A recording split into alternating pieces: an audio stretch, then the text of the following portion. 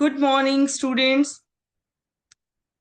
આપણને ખબર છે કે અત્યારે વરસાદના લીધે શાળાએ આપણે આવી શકતા નથી, બરાબર?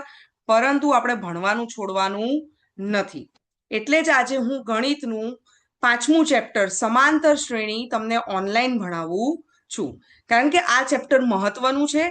તમે જેટલી વાર આને ફરીથી વિડીયો દ્વારા ઓનલાઈન મોકલું છું, એટલે જેટલી વાર તમારે ફરીથી જોવું હોય તમે જોઈ શકો છો. ચલો આપણે ભણવાની શરૂઆત કરીએ. ચેપ્ટર નંબર 5 સમાંતર શ્રેણી. આપણા પ્રમાણે કે ધારો કે પહેલું ચેપ્ટરનું નામ છે સમાંતર શ્રેણી, તો આપણે એ વર્ડને સમજવાની કોશિશ કરશું. બે વર્ડ છે, એક સમાંતર અને બીજું શ્રેણી. આપણે બંનેને વન બાય વન સમજીએ. સૌથી પહેલા આપણે વર્ડ સમજશું શ્રેણી. કયો સમજશું?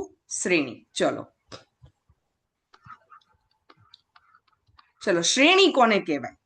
તમે બધાએ દિવાળીની અંદર ઘરમાં લાઇટ્સ લગાઈ છે, સિરીઝ લગાઈ છે ને? એ સિરીઝની અંદર શું હોય છે? એક ચોક્કસ પેટર્ન હોય છે. ધારો કે 3 લાઇટની સિરીઝ હોય કે ધારો કે પહેલા લાલ લાઇટ થાય, પછી પીળી લાઇટ થાય, પછી વાદળી લાઇટ થાય. તો જેવી વાદળી પતે એટલે પાછી કઈ લાઇટ થાય? લાલ થાય, પીળી થાય, વાદળી થાય. અથવા તો એની એક પેટર્ન હોય છે કે પહેલા જપ જપ જપ એવી રીતની એક પેટર્ન પ્રમાણે ચાલતું હોય છે. તો એને શું કહેવાય? સિરીઝ કહેવાય. તમે સ્કૂલમાં આપણે પગથિયા ચડીએ છીએ તો પગથિયા 1 બાય 1 સ્ટેપ બાય સ્ટેપ હોય છે. તો એ પણ એક શું છે? શ્રેણી છે, બરાબર? કે ધારો કે કોઈ પણ વસ્તુ જે ક્રમશઃ ચાલતી આવે છે એને શું કહેવામાં આવે છે? શ્રેણી કહેવામાં આવે છે. ધારો કે હું અહીં પણ હવે આપણે એને ગણિતની ભાષામાં સમજવું પડશે. તો ગણિતમાં ધારો કે હું એવું લખું કે 1 4 1 4 1 4 1 4 ડોટ ડોટ ડોટ. આનો મતલબ થાય કે અસંખ્ય સુધી ચાલતું જાય છે. તો આ એક ક્રમશઃ ચાલે છે, 1 4 1 4. તો આને શું કહેવાશે? શ્રેણી કહેવાશે. શું કહેવાશે? શ્રેણી કહેવાશે. ધારો કે આપણે પહેલા ચેપ્ટરમાં ભણ્યું હતા કે આવું લખ્યું હોય 2 3 7 12. 12 આવે તો આપણે એને આવી રીતે લખીએ કે 2 3 7 2 3 7 2 3 7. આ કન્ટિન્યુઅસ રિપીટ થયા કરે છે અને આવું ચાલ્યા કરે છે, હે ને? ધારો કે હું આવું લખું 1 1 0 1 1 1 0 1 1 1 1 0, હે ને?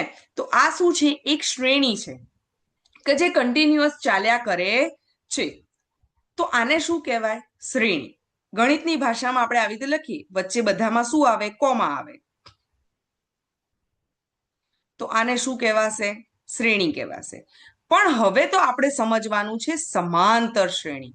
શું સમજવાનું છે? સમાંતર શ્રેણી. તો ચલો સમાંતર શ્રેણી કોને કહેવાશે? તો કે એવી શ્રેણી કે જેમાં દરેકની વચ્ચે ગેપ સરખો હોય. ગેપ એટલે કે તફાવત સરખો હોય. આપણે હાલ જ આંકડાશાસ્ત્ર પ્રકરણ ભણ્યા. આંકડાશાસ્ત્રમાં વર્ગ આવતા હતા કે ભાઈ 10 થી 20 નો વર્ગ, પછી 20 થી 30 નો વર્ગ, 30 થી 40 નો વર્ગ, 40 થી 50 નો વર્ગ, હે ને? તો આ શ્રેણીને શું કહેવાશે? સમાંતર શ્રેણી. કેમ? કારણ કે અહીંયા બધાની વચ્ચે ગેપ કેટલો આવશે? સરખો આવશે. કે 10 અને 20 ની વચ્ચે કેટલાનો ગેપ છે? 10 નો. 20 અને 30 વચ્ચે કેટલાનો ગેપ છે? 10 નો. 30 અને 40 વચ્ચે કેટલાનો ગેપ છે? તો કે 10 નો. 40 ને 50 વચ્ચે કેટલાનો ગેપ છે? 10 નો.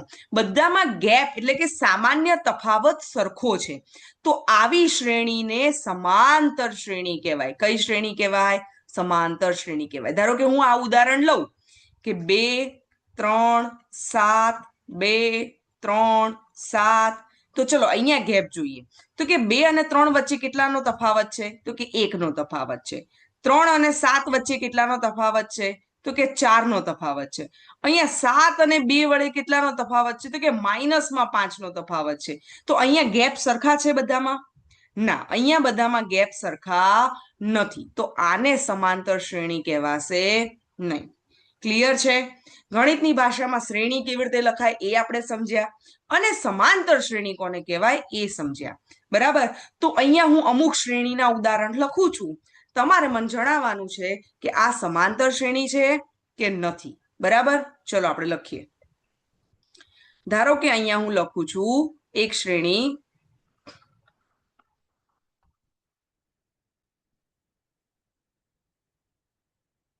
પછી બીજી લખું છું,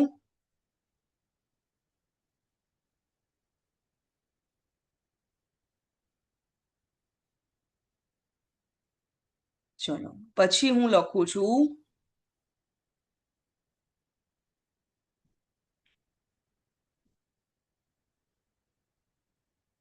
ચલો આમાંથી કઈ સમાંતર શ્રેણી છે એ મને જણાવો. ચલો 20 અને 25 વચ્ચે કેટલાનો ગેપ? 5. 25 અને 30 વચ્ચે કેટલાનો ગેપ? 5. બધામાં ગેપ સરખો છે, તો આ મારી સમાંતર શ્રેણી છે. અહીંયા જુઓ 800 થી 850 વચ્ચે 50 નો ગેપ, 850 થી 900 વચ્ચે 50 નો ગેપ, 900 થી 950 વચ્ચે 50 નો ગેપ. તો આ મારી સમાંતર શ્રેણી છે. ગેપ એટલે સામાન્ય તફાવત. ચલો 1 અને 1 વચ્ચે કેટલાનો ગેપ છે? 0 નો. 1 અને 9 વચ્ચે 8 નો ગેપ. આ ગેપ સરખા છે નથી, તો આ સમાંતર શ્રેણી નથી. સમજી ગયા સમાંતર શ્રેણી કોને કહેવાય અને કોને ન કહેવાય? ચલો વેરી ગુડ. હવે આપણે ઉદાહરણ દ્વારા સમજશું, બરાબર? અને હવે આ ચેપ્ટરની અંદર અલગ અલગ તમારે ટર્મ સમજવા પડશે કે કોને શું કહેવાય છે, અને એના આધારે આપણે સૂત્રના ઉપયોગ કરીને દાખલા ગણવાના છે. હું તમને એક પછી એક પદ સમજાવવાની કોશિશ કરું. ધારો કે કોઈ સમાંતર શ્રેણી છે 10, 20, 30, 40 એમ ચાલ્યા કરે છે. તો સૌથી પહેલા આપણે સમજવાનું છે પ્રથમ પદ એ. જે પણ શ્રેણી આપી હોય એનું જે સૌથી પહેલું પદ હોય એને શું કહેવાય? પ્રથમ પદ. શું કહેવાય? પ્રથમ પદ. પ્રથમ પદને શેના વડે દર્શાવવામાં આવે છે? એ વડે દર્શાવવામાં આવે છે. તો આ શ્રેણીનું પ્રથમ પદ શું છે? 10. તો એ કેટલો થશે? 10. બીજું આવશે શીખવાનું સામાન્ય તફાવત. સામાન્ય તફાવત એટલે કે ડી. ડી એટલે કે ડિફરન્સ. સામાન્ય તફાવત એટલે કે આ બધાની વચ્ચે તફાવત કેટલાનો છે? ગેપ કેટલાનો છે? તો કે 10 નો ગેપ છે. કેટલાનો છે? 10 નો. તો આપણે ડી બરાબર શું થશે? 10 થશે. બરાબર. ચલો બે વસ્તુ આપણે સમજ્યા, એ અને ડી. એ એટલે કોઈ પણ શ્રેણી આપી હોય એનું સૌથી પહેલું પદ એટલે મારો એ, અને સામાન્ય તફાવત ડી એટલે કે બધાની વચ્ચે જેટલાનો ગેપ હોય એને કહેવાય ડી. બરાબર છે? હવે ધારો કે આમાં તો આપણને સીધું જોઈને ખબર પડી જાય છે કે 10-10 નો ગેપ છે, પણ અમુક સિરીઝમાં આપણને સીધું ખબર પડે નહીં. તો એના માટે આપણે ડી નું સૂત્ર સમજવું જરૂરી છે. ધારો કે આવું હોય 10, 20, 30, 40, તો એમાં આને આપણે લઈએ પહેલું પદ, આ બીજું પદ, આ ત્રીજું પદ, આ ચોથું પદ. બરાબર? તો કે ડી એટલે શું થાય? કે બીજા પદમાંથી પહેલું પદ માઇનસ કરો એને ડી કહેવાય. ડિફરન્સ એટલે બીજું પદ એટલે કે A2, એમાંથી A1 ને માઇનસ કરો એટલે કે 20 માંથી 10 ને માઇનસ કરો તો જે આવે એ મારો સામાન્ય તફાવત કહેવાય. ઇન શોર્ટ, પાછળના પદમાંથી આગળનું પદ માઇન, આ બધાને પદ કહેવાય. આ 10, 20, 30 આ બધા પદો છે. તો એટલે કે 20માં પાછળના પદથી આગળનું પદ માઇનસ કરો તો એ મને શું મળે? સામાન્ય તફાવત ડી. કે ધારો કે અહીંયા શોધવું હોય તો કે 30 માંથી 20 ને બાદ કરો તો મને તફાવત ડી મળે. અને બધામાં તફાવત કેવો હોય? જો સમાંતર શ્રેણી હોય તો બધાનો તફાવત સરખો હોય. ક્લિયર? તો બે વસ્તુ શીખ્યા, એ અને ડી.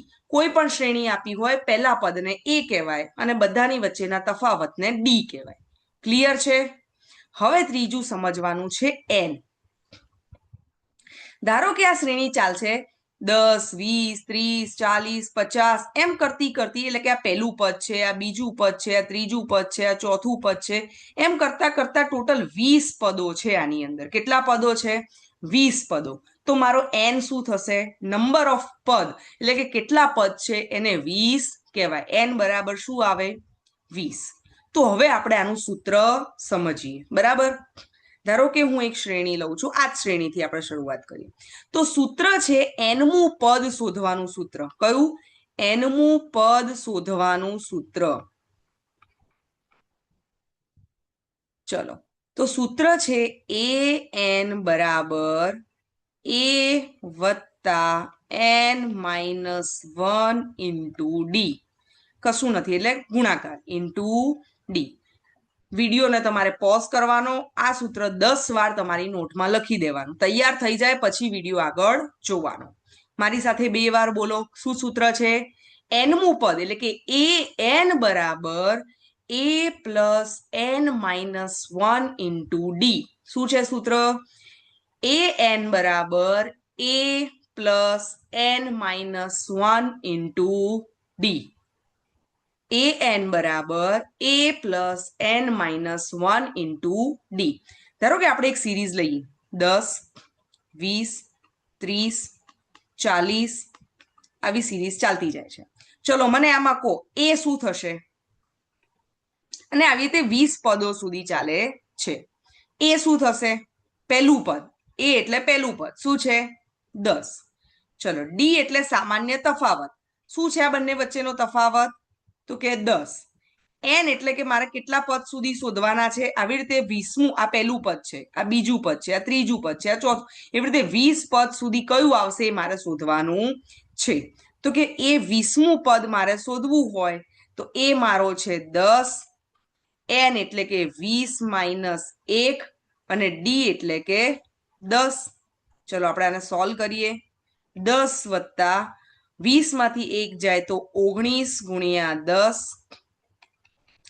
10 વત્તા 190, 190 વત્તા 10 એટલે 200. તો એ 20 મારો શું આવશે? 200. તમારે પહેલી એક્સરસાઇઝમાં આ જ શોધવાનું છે. આવડે શોધતા?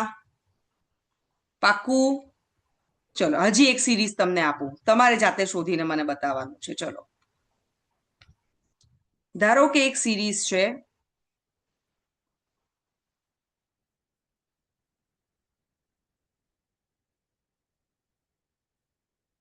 આનું 10મું પદ શોધવાનું છે. કયું? 10મું પદ. ચલો મને કહેશો કોઈ એ શું થાય? એ એટલે પહેલું પદ. પહેલું પદ શું છે? 50. તો એ મારો શું થઈ જશે? 50. ચલો બીજું શું શોધશું? ડિફરન્સ. ડિફરન્સ એટલે કે 100 અને 50, 50 ને 150, 150 ને 200, બધા વચ્ચે કેટલાનો તફાવત છે? તો કે 50નો. એન બરાબર કયું પદ શોધવાનું છે? 10મું. તો એન મારો થઈ ગયો 10. હવે હું સૂત્ર મૂકું. એ એન બરાબર a વત્તા n માઇનસ 1 ઇન્ટુ ડી. ચલો એ શું થશે? 50. n માઇનસ 1, n એટલે કે મારે 10મું પદ શોધવાનું છે એટલે કે 10 માઇનસ 1, ડી એટલે 50. 50 વત્તા 10 માઇનસ 1 એટલે 9, 9 ગુણ્યા 50, 9 પંચા 45. કેટલા આવશે? 500. તો 10મું પદ મારું શું થશે? 500. તો હવે આવા દાખલાઓ જાતે ગણતા આવડે? આવડે ને? હું કોઈ પણ સિરીઝ આપું તમને એનું જે પદ શોધવાનું કહું એ તમને ગણતા આવડે. બરાબર છે? ચલો વેરી ગુડ.